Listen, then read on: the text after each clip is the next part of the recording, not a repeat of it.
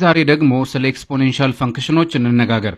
የሆነ የቲክቶክ ቪዲዮ ሰርተን ቲክቶክ ላይ ፖስት አድርገናል ብንል እና ፖስት ያደረግነውን ቪዲዮ የመጀመሪያው ቀን ላይ ያየው 2 ሰው ብቻ ቢሆን በአምስተኛው ቀን ላይ ተመልሰን ስናየው ቪዲዮአችንን ያየው 32 ሰው ብቻ ቢሆንና እንደገና ተመልሰን 10ኛ ቀን ላይ ስናየው 1024 ሰው ቢያየው ይሄን ጊዜ እኛ ኦሬዲ 10 ቀን ሆኖታል 1000 ሰው ብቻ ነው ያየው ከዚህ በኋላ ብዙም ሰው አያየውም ብለን ተስፋ ቆርጠን ትተን በ20ኛው ቀን ላይ ተመልሰን ስናየው ከ1 ሚሊዮን በላይ ሰው አይቶት ቪዲዮአችን ቫይራል ወጥቶ ብናገኘው የቲክቶኩ አልጎሪዝም እንዴት እየሰራ እንደሆነ የኛን ቪዲዮዎች እንዴት ለሰዎች እያደረሰ እንደሆነ መጠየቃችን አይቀርም። አልጎሪዝሙ የኛን ቪዲዮ ለሰዎች እንዴት እያደረሰ እንደሆነ ማቴማቲካሊ ስንገልጸው የመጀመሪያው ቀን ላይ ለ2 ሰው ብቻ ነው ያሳየልን። በአምስተኛው ቀን ላይ 32 ሰው እንዳየው አይተናል። 32 ማለት ደግሞ 2 raised to 5 ማለት ነው። በ10ኛው ቀን ላይ 1024 ሰዎች ከሆነ ያዩት 1024 ማለት ደግሞ 2 raised to 10 ማለት ነው።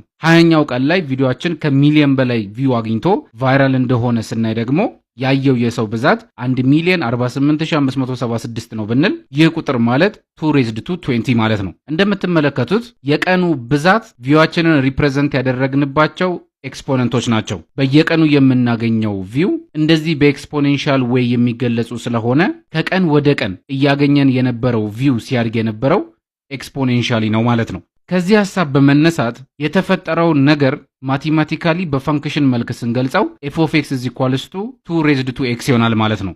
እዚች ጋር ያለችው x አሁን እንዳየነው የቀኖቹን ብዛት ነው የሚገልጸው። ይሄ f of x ደግሞ እያገኘን ያለውን የቪው መጠን ነው የሚገልጸው ማለት ነው። እቺኛዋ 2 የዚህ ኤክስፖኔንሻል ፈንክሽን ቤዝ ናት። ቪዋችን በየቀኑ በእጥፍ እያደገ እንደሆነ ትነግረናለች። ስለዚህ የተፈጠረውን ነገር በዚህ መልኩ በፈንክሽን መልክ ገለጽ ነው። ይህንን ፈንክሽን ካገኘን አሁን ስለተፈጠረው ነገር በቀላሉ የፈለግነውን ኢንፎርሜሽን ማግኘት እንችላለን። ለምሳሌ እኛ ያለንን የቪው መጠን በ10ኛው ቀን ላይ አይተነው ከዛ በኋላ ያየነው በ20ኛው ቀን ላይ ነው። በ15ኛው ቀን ላይ ምን ያክል ቪው እንደነበረን አናቅም። ነገር ግን ኦሬዲ ይህንን ፈንክሽን ካገኘን በ15ኛው ቀን ላይ ስንት ቪው እንደነበረን ማወቅ እንችላለን። በ15ኛው ቀን ላይ የነበረንን የቪው መጠን ለማግኘት በቀላሉ በዚህኛዋ በኤክስ ቦታ 15ን ማስገባት ነው። ስለዚህ 15ን ስናስገባ 2 raised to 15 ይሆናል። ስለዚህ ይሄኛው የf of x ቫልዩ የቪው መጠናችንን ይነግረናል። 2 raised to 15 ማለት ደግሞ 32768 ነው። ስለዚህ በ15ኛው ቀን ላይ የነበረን የቪው ብዛት 32768 ነው ማለት ነው። ስለዚህ ይህንን ኤክስፖኔንሻል ፈንክሽን በማግኘታችን ምክንያት የተፈጠረውን ነገር ማቴማቲካሊ መግለጽ ቻለን ማለት ነው።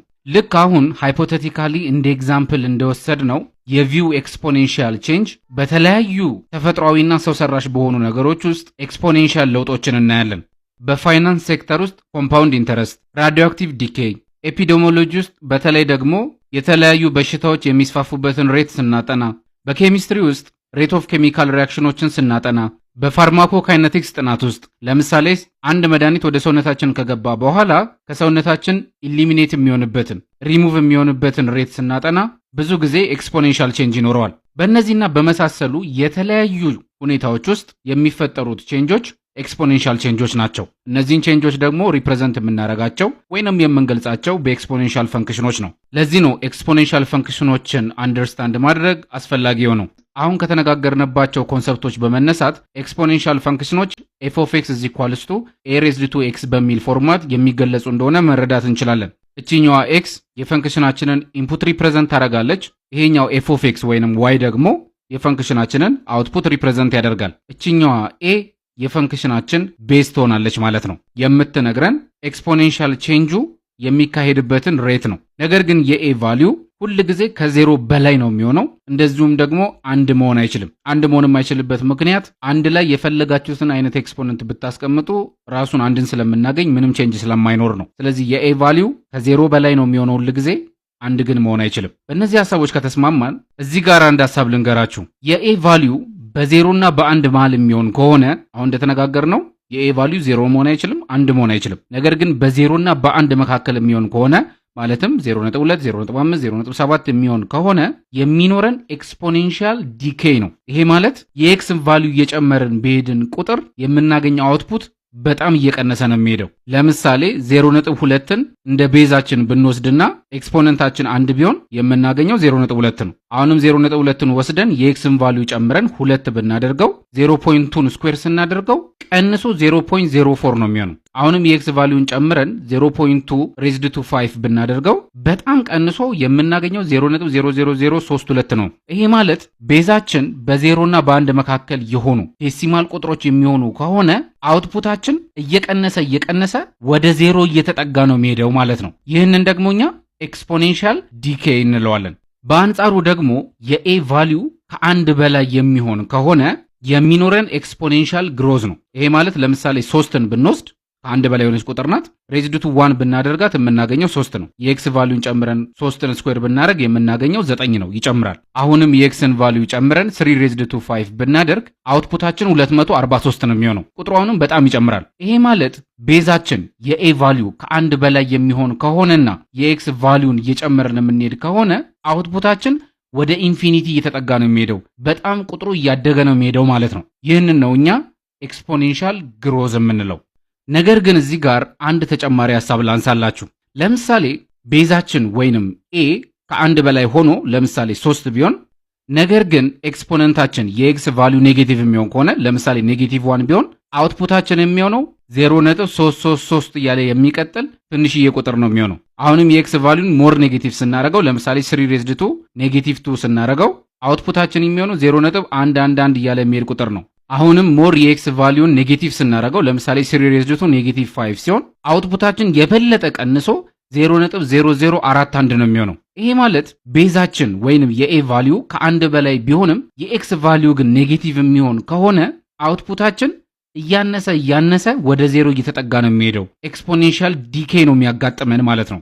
አሁንም ይህንኑ ሐሳብ በሌላ መልኩ ስናየው የኤ ቫልዩ በ0 እና በ1 መካከል ሆኖ ለምሳሌ 0.2 ሆኖ የኤክስ ቫልዩአችን ኔጌቲቭ የሚሆን ከሆነ ለምሳሌ 0.2 ሬዝድ ቱ -1 ብናረግ የምናገኘው 5 ነው። 0.2 ሬዝድ ቱ -2 ብናረግ የምናገኘው 25 ነው። አውትፑታችን እየጨመረ ነው። አሁንም የኤክስን ኔጌቲቭ ቫልዩ እየጨመር ነው ብንሄድ 0.2 ሬዝድ ቱ -5 ብናረግ የምናገኘው 3125 ነው። ይሄ ማለት ምንም እንኳን ቤዛችን በ0 እና በ1 መካከል ያለ ፍራክሽን ቁጥር ቢሆንም ኤክስፖነንታችን የኤክስ ቫልዩ ሞር ኔጌቲቭ በሆነ ቁጥር አውትፑታችን ቁጥሩ በጣም እየጨመረ ዋጋው ወደ ኢንፊኒቲ እየተጠጋ ነው የሚሄደው ማለት ነው። ስለዚህ አሁን በዚህኛው ኬዝ ላይ ደግሞ የሚኖረን ኤክስፖኔንሻል ግሮዝ ነው። እስካሁን ካወራናቸው ሐሳቦች ተነስተን መደምደም የምንችለው ነገር ቤዛችን የኤ ቫልዩ በ0 እና በ1 መካከል ሆኖ የኤክስ ቫልዩ ከ0 የሚያንስ ከሆነ ወይንም የኤ ቫልዩ ወይንም ቤዛችን ከ1 በላይ ሆኖ የኤክስ ቫልዩ ከ0 የሚበልጥ ከሆነ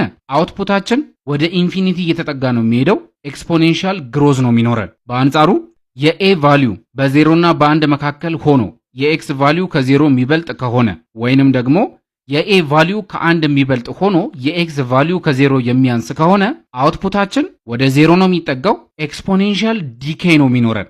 ነገር ግን በሁለቱም ኬዝ እንደምትመለከቱት በኤክስፖኔንሻል ግሮዝ አውትፑታችን ወደ ኢንፊኒቲ ነው የሚጠጋው። በኤክስፖኔንሻል ዲኬይ አውትፑታችን ወደ 0 ነው የሚጠጋው፣ 0 አይሆንም። ይሄ ማለት አውትፑታችን በኤክስፖኔንሻል ፈንክሽን ላይ ሁል ጊዜ ፖዚቲቭ ነው ማለት ነው። እነዚህን ኮንሰፕቶች በትክክል አንደርስታንድ ካደረግን አሁን የኤክስፖኔንሻል ፈንክሽኖችን ግራፍ መስራት እንችላለን። በካርቴዥያን ፕሌን ላይ እንደምታውቁት በዚህ ኤክስ አክሲስ ላይ ያሉ ቁጥሮች ሪፕሬዘንት የሚያደርጉት የፈንክሽናችንን ኢንፑቶች ነው። በአንጻሩ በዋይ አክሲስ ላይ ያሉ ቁጥሮች ሪፕሬዘንት የሚያደርጉት የፈንክሽናችንን አውትፑት ነው። በኤክስፖኔንሻል ግሮዝ ጊዜ የሚኖረን ግራፍ ልክ የዚህ አይነት ነው። እንደምትመለከቱት መጀመሪያ በትንሹ እያደገ ይሄድና ከተወሰነ ጊዜ በኋላ ኤክስፖኔንሻል እያደገ ወደ ኢንፊኒቲ ይሄዳል። ግራፋችን እንደምትመለከቱት ሙሉ ለሙሉ ከኤክስ አክሲስ በላይ ነው ያለው። ይህም የሆነበት ምክንያት ቅድም እንደተነጋገርነው የኤክስፖኔንሻል ፈንክሽኖች አውትፑት ሁል ጊዜ ፖዚቲቭ ነው የሚሆነው። ከዚህ የምንረዳው የዚህ ግራፍ ዶሜን ኦል ሪል ነምበር ነው።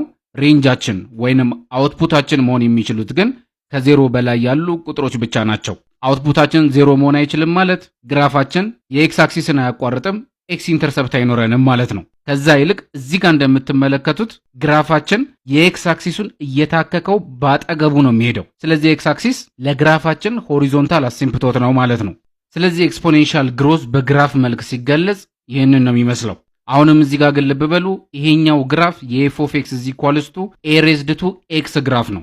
ነገር ግን በዚህ ፈንክሽን ላይ በኤክስ ቫሊዩ ላይ የሆነ ቢ የሚባል ቁጥር ብንደምርበት በቢ ዋጋ መሰረት ግራፋችን ከግራፉ አንጻር ወደ ግራ ሆሪዞንታል ሽፍት ያደርጋል። ልክ እንደዚህ ማለት ነው። የሆሪዞንታል ሽፍቱ መጠን የሚወሰነው በደመርነው የቢ የሚባለው ቁጥር መጠን ላይ ነው። በአንጻሩ ደግሞ የኤክስፖኔንሻል ፈንክሽናችን የኤክስ ቫሊዩ ላይ የሆነ ቢ የሚባል ቁጥር የምንቀንስ ከሆነ ግራፋችን ከነበረበት ቦታ ላይ በጨመርነው ቢ በሚባለው ቁጥር መጠን ከግራፋችን አንጻር ወደ ቀኝ ልክ እንደዚህ ሆሪዞንታል ሽፍት ይኖረዋል ማለት ነው። ስለዚህ የሆኑ ቁጥሮችን በኤክስ ላይ ስንጨምር ወይንም ስንቀንስ ግራፋችን ወደ ቀኝ ወይንም ወደ ግራ ሆሪዞንታል ሽፍት እንዲኖረው እያደረግነው ነው ማለት ነው። በሌላ በኩል ደግሞ ቁጥሩን እየደመርነው ያለ ነው ልክ እንደዚህ ሙሉ ለሙሉ ፈንክሽኑ ላይ ከሆነ ግን በዚህኛዋ በደመርናት የቢ መጠን ግራፋችን የዚህ አይነት ቨርቲካል ሽፍት ይኖረዋል። በአንጻሩ ከፈንክሽናችን ላይ የሆነ ቢ የሚባል ቁጥር እየቀነስን ከሆነ በቀነስነው ቢ የሚባለው ቁጥር መጠን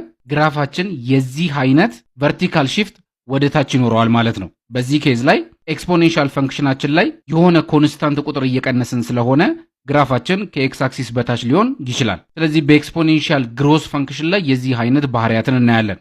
ወደ ኤክስፖኔንሻል ዲኬ ስንመጣ ደግሞ አሁን እንደተነጋገርነው በኤክስፖኔንሻል ዲኬ ላይ አውትፑታችን ወደ ዜሮ እየቀረበ ነው የሚሄደው። ስለዚህ ግራፋችን ልክ እንደዚህ የተገለበጠ ነው የሚሆነው ማለት ነው። እንደምትመለከቱት ዲኬ እያደረገ እየቀነሰ ሄዶ ወደ ዜሮ እየተጠጋ ወደ ኤክስ አክሲስ እየተጠጋ ነው የሚሄደው። ስለዚህ እንደዚህ አይነት ግራፍ ስታዩ የኤክስፖኔንሻል ዲኬ ግራፍ ነው ማለት ነው። አሁንም እንደምትመለከቱት ግራፉ ከኤክስ አክሲስ በላይ ነው ያለው። ይሄ ማለት ዶሜናችን ወይንም ኢንፑታችን መሆን የሚችሉት ኦል ሪል ነምበርስ ናቸው።